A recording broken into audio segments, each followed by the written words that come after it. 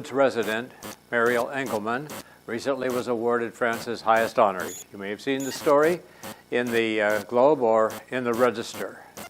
We had the opportunity to interview Ms. Engelman several months ago on this show, and we thought, now that you know the rest of the story, you'd like to see the story of her life. We're delighted to have as a studio guest Muriel Engelman, who is the author of this book. You're wearing an interesting hat. What's that about? I was an Army nurse during World War II. How did you get started at that? Well, I was in my second year of nurses training when Pearl Harbor occurred. And all of my classmates and I, or most of them, decided once we graduated that we would be serving in the armed forces. We knew that they would be needing nurses. Yes. And you ended up in Europe? In December of 1943, we set sail for England. So how long were you in England? You know, we were getting ready for D-Day. Mm-hmm. How long after D-Day that you moved over to France? Well, it was 6 weeks after D-Day. Did you arrive in France? Is that where you were? So then here we arrived in Normandy, and then they loaded us in trucks and took us to a cow pasture, and we lived in tents in a cow pasture for 7 weeks, waiting for the Germans to be cleaned out of Liège, Belgium. That we did. So what was next? So then here we arrived in Liège, on this Liège, Belgium. It took us a good 3 weeks because then we stopped off in Paris. Oh, and there must have been quite a shortage of nurses in that part of the world. Well, I tell you, I think there were more shortages back in the States. Wow. I know we had 100 nurses, nurses and physiotherapists and Red Cross workers, because we were a general hospital, and that had 1,000 beds. Tell us about some of the patients that you were treating. It must have been a lot of heartbreak. Then we saw real casualties of war because Aachen had been heavily bombed and booby-trapped. And it seemed to me at the time that most every patient we saw, I was a surgical nurse at that point, and most every patient we saw had at least one extremity amputated. So how do you deal with that? That kind of emotionally, I guess you get tough somehow. It's very difficult. You learn. You have to keep your mouth shut and keep a tight upper lip. I go into that in my book when I talk about the patients we had during the Battle of the Bulge. And when they came, it was the injuries were horrendous, and it was very difficult for the nurses, not to display any signs of emotion. You just affect an air of nonchalance, and you engage them in conversation, and you'd say, "Hi, soldier, what part of the States are you from?" And they love to answer that question. They all love to talk about their hometown, and would say, "Well, don't worry, we'll have you fixed up as good as new by the time you get back there." We told a lot of white lies, but we had to give them hope. Yeah. Well, without hope, they wouldn't have had any chance. Right. Yeah. You mentioned the Battle of the Bulge. Was that the worst? First, between the Battle of the Bulge and the buzz bombs, that was the worst part of the war. Now, the buzz bombs were basically missiles. The buzz bombs, each, you see, we were located in Liège. Liège was a large, beautiful city of 200,000 inhabitants with the Meuse River running through it. And it was known primarily as a coal mining area, a music and religious center, and especially as a supply depot. And it had rail lines. It went to all the different countries, Germany, Holland, Luxembourg, France. So that rail line was important strategically for carrying troops and supplies. To both the Germans and for everybody. And so it was this line that Hitler wanted to destroy when he began sending his buzz bombs into Liège. Yeah. And now these buzz bombs were also known as V1s. They each carried 2,000 pounds of explosives. and you couldn't see them coming at first. You could just hear them puttering along. And then as you looked, you'd see a moving black dot that gradually began to look like a flying cross. And in the nighttime sky, you could see tongues of flame issuing from the ends of this flying cross. And as the bomb grew closer and the noise of its motor grew louder, you'd start holding your breath as you mentally urged the motor of that bomb to keep running. Keep going. Because if the motor shut off before the bomb reached overhead, then it would plunge to earth with a horrible whining whistle, destroying everything in its path on the ground for hundreds of feet. Its concussion could be felt miles away. If the motor of the bomb was still running as it passed overhead, then you'd give a sigh of relief and you'd breathe again. But then they fooled us. They came out with another bomb. It passed overhead and we started breathing. But then the bomb made a U-turn and headed back in our direction.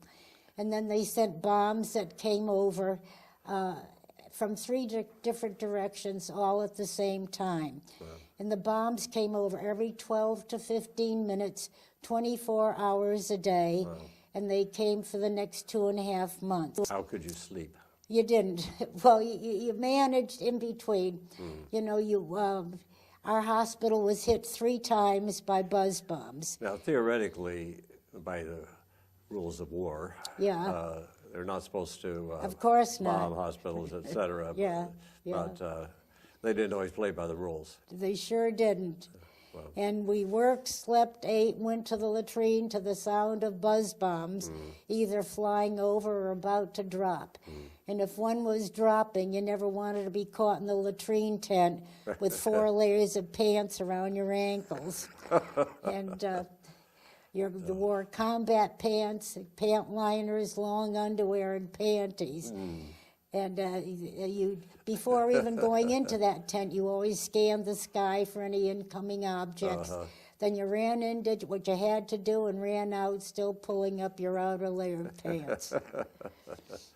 Too much information. It wasn't easy, believe me. No. Our patients were furious that American women were so far up front, and they were so worried about us.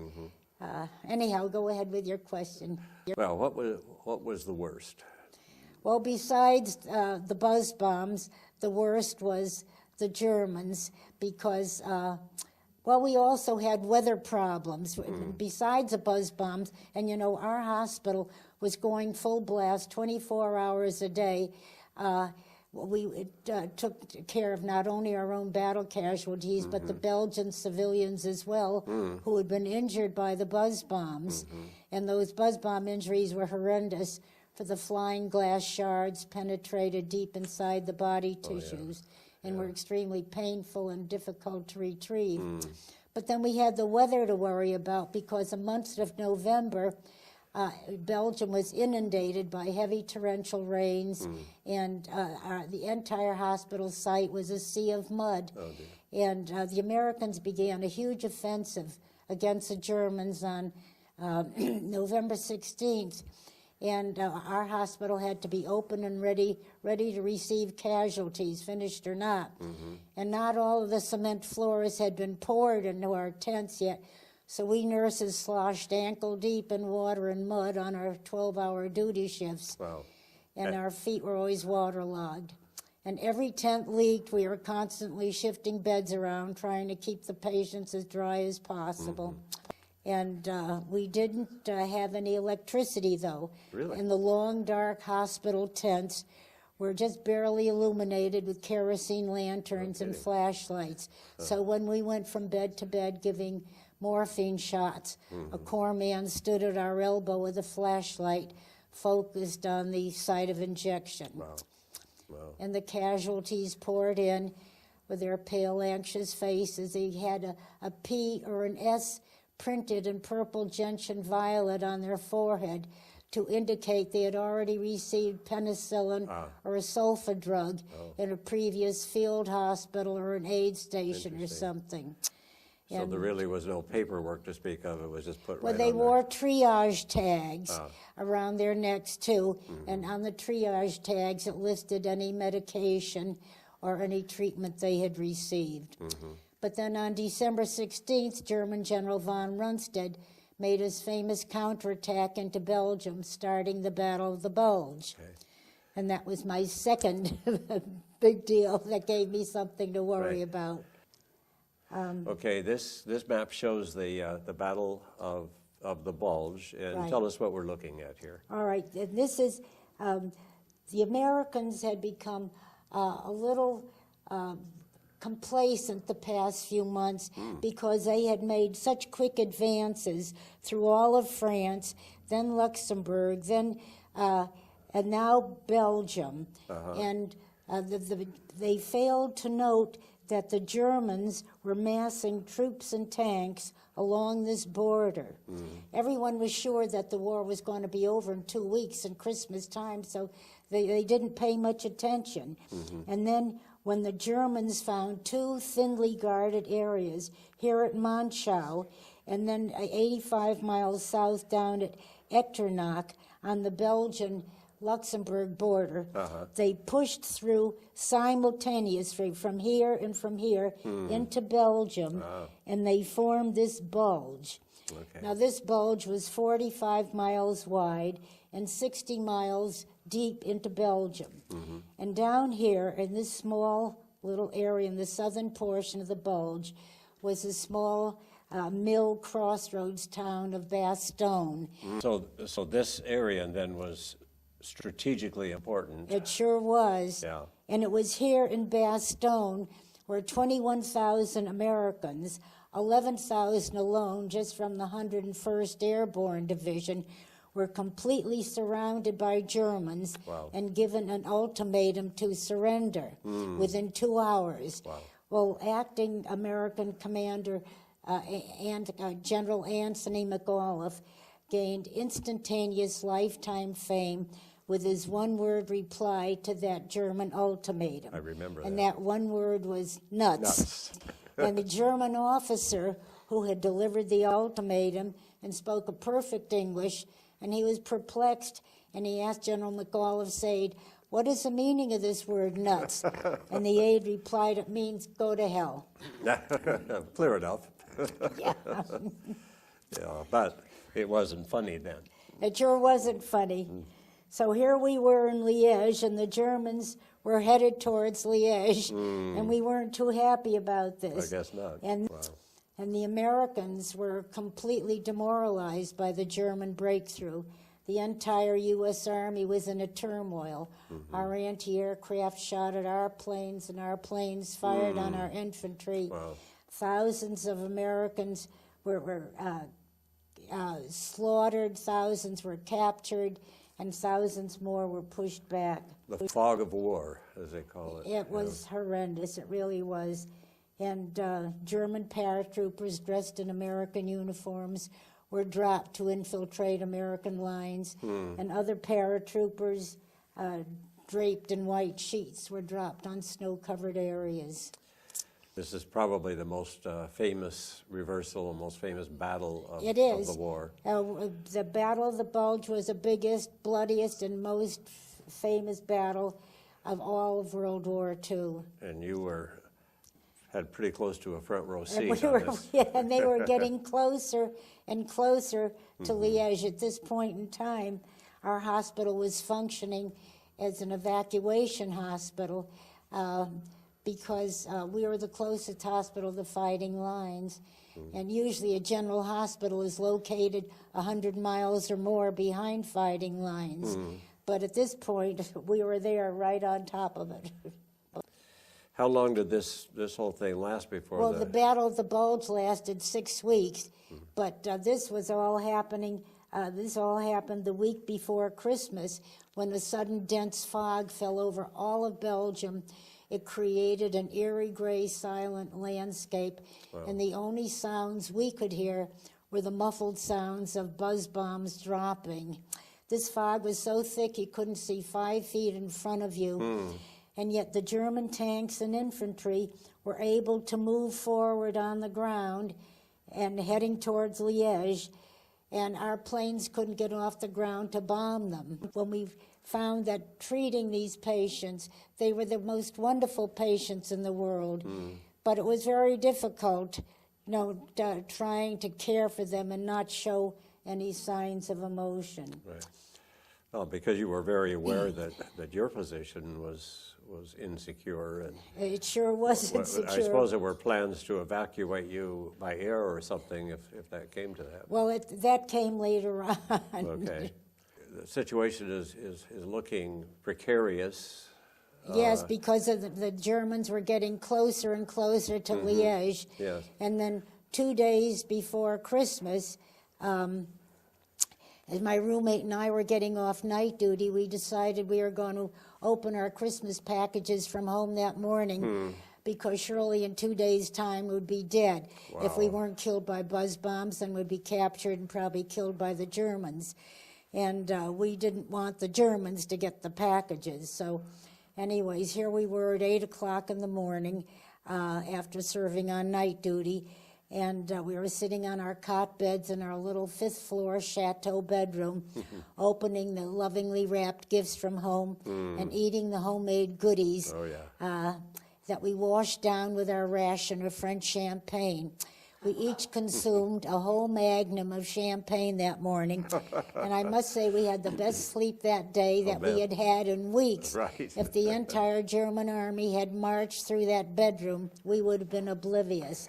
But the next day, the Germans were 10 miles from Liège, and many of the American hospitals had already evacuated back to Luxembourg or France. And we were hoping for orders to evacuate also. We felt like sitting ducks. 10 miles. 10 miles, but we never got orders to evacuate. Instead, we nurses were ordered to pack our musette bags with the warmest clothing we had and any first aid supplies in the event we were captured by the Germans, and to be ready to move out with 10 minutes' notice. Wow. Well, typically female, the first item that went into those musette bags was the French perfume we had all purchased in Paris several months earlier. And this was followed by our cigarette ration, because a pack of American cigarettes could go a long way for bartering in war-torn Europe. Better than money. Oh, yeah, believe me. And we were scared. Oh, boy. I, in particular, because I had an H for Hebrew on my dog tags, and we were the very ones Hitler wanted to annihilate. No doubt. And of course, our patients were angry that American women, were so far up front. Okay, now we have a picture of you, and what is that you're holding in your right hand in this picture? This is a blackjack that a patient made for me. He was so concerned about my possible capture by the Germans. And this blackjack is a 10-inch length of hosing stuffed with lead sinkers, and it's suspended from my wrist by a leather thong. And his directions were, if a crowd comes near you, take this blackjack and slam it across his face and aim for the eyes. Wow. Then another patient Did that give you a lot of confidence that you'd actually be able to do that? Wow. Another patient gave me a spring blade knife, and that's outlined in this pocket. And his directions were, if a crowd approaches, plunge the knife blade into his belly, turn it, and run like hell.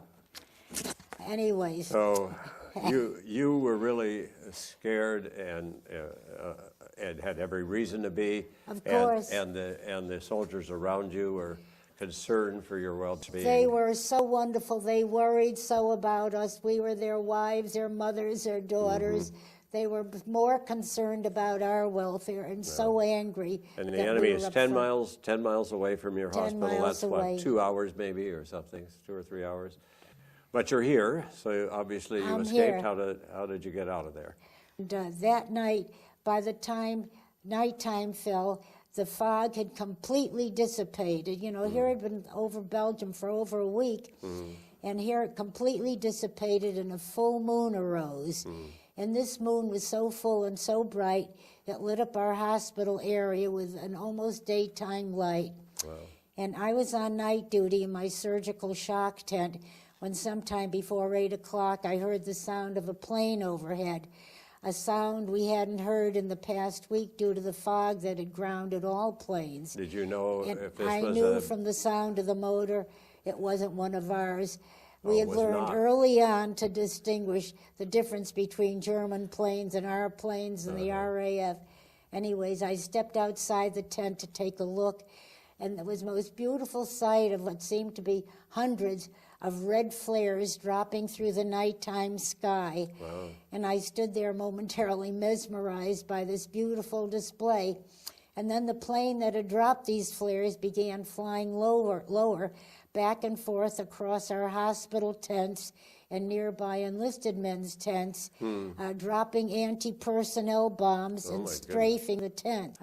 As this plane continued flying back and forth across the tents, dropping his bombs and strafing the tents, the anti-aircraft battery behind our hospital opened up and began shooting at the plane, but they kept missing it, and instead we had flak coming through the tent. Eventually the plane exhausted all his explosives and flew off. Wow. And many patients and hospital personnel were wounded or killed that night. 47 of our enlisted men were injured, some very seriously, and 2 were killed outright. It was a night of horror no one will ever forget. And before going off duty the next morning, I stepped into a nearby tent that held soldiers too severely wounded to be moved. I had been visiting this tent each morning and night, coming on and off night duty, as there was a young soldier there from my hometown. And though we hadn't known each other before, just the fact that he was from my hometown, Meriden, Connecticut, Meriden? so many thousands of miles away, and he had gone to my high school, and we could talk about all the physical attributes of our town. It brought us so close, it brought home close. And we talked about West Peak Mountain and Hubbard Park Lake and the crazy traffic tower at the corner of Colony and Main. And it was wonderful. We just felt so close to home. And then when they found out that his mother was a customer in my mother's dress shop, Really? that made us almost like kissing cousins. Right. We didn't discuss the fact that he was missing an arm, a leg, and an eye. Oh, my. As I entered his tent that morning, I saw with shock and horror and anger that his bed and several others in line with his were empty. Going off night duty with a couple of other nurses, we straggled down the path to the nurses' quarters, too empty and spent to even talk. A nurse coming on day duty greeted us midway in the path with a muted Merry Christmas. Merry Christmas. It sounded absolutely ludicrous. We didn't even know what day it was, and it seemed to hit our funny bones all at the same time, for the 3 of us stood there in the path, bent over with hysterical laughter. And it was a good catharsis for our very somber moods. And Christmas Day had dawned bright and clear. The sun was out for the first time in over a week. And, of course, the buzz bombs were out as usual, as they had been during the fog-bound week. But our planes were out for the first time in over a week. And so were the German planes. And we watched as they engaged in dogfights near our hospital area as spent machine gun bullets fell around us. And we saw flaming planes spiraling to the ground as we silently prayed that they were German planes and not ours. And we saw 7 German planes fly off into the distance. Our anti-aircraft hit more of our planes than theirs. Oh, dear. And Christmas chapel tents were busy that morning. Everybody wanted to come and pray, but I said they spent more time ducking from the buzz bombs or from the German planes flying over than they did in praying. And Christmas week was a nightmare, with German planes coming over every night. We called them Bed Check Charlie, to drop their paratroopers dressed in American uniforms. These paratroopers spoke a perfect English with no trace of German accent. Really? And they had been thoroughly briefed on American slang. But one subject they hadn't been taught was that of American sports. Ah. And when they were challenged by guards as they attempted to infiltrate a base, they couldn't answer such questions as who won the World Series or who's the pitcher for the Dodgers or the Yankees. And another question that got them was if you asked them what shoe size they wore. Oh. If they said size 44, you knew you had them. And as Christmas week drew to a close, more of our planes were seen in the sky, and soon they outnumbered the German planes. And then the next 2 weeks, we saw huge, constant waves of our planes by day, thousands and thousands of them, and those of the Royal Air Force at night. And it was the most comforting sight and sound in the world to see them and hear them as they flew on their missions to destroy the advancing German army. Thousands of Germans were surrendering and thousands more were captured. And as our ground troops advanced into Belgium, they mopped up pockets of resistance and destroyed German buzz bomb nests. And by January 25th, the Battle of the Bulge was officially over. And you were safe. And we were safe at that point, though there are many more battles to be fought before the Germans surrendered on May 8th. Without the threat of being captured by the Germans or killed by buzz bombs, our lives were peaceful and content as we did the job we came overseas to do. We never thought when we first started out that when Purple Hearts were awarded, 53 members of our hospital staff were awarded Purple Hearts, and 3 of them Purple Hearts with oak leaf clusters for having been injured on more than one occasion. Well, thank you so much. This has been amazing. Thank you. We've been talking to Muriel Engelman, and this is her book, Mission Accomplished, Stop the Clock. Is this still available? Oh, yes, yeah. An amazing story of bravery, amazing courage. Takes us back to days in many ways we would rather forget, but we must not forget. Thank you very much for being with us It was today. my pleasure.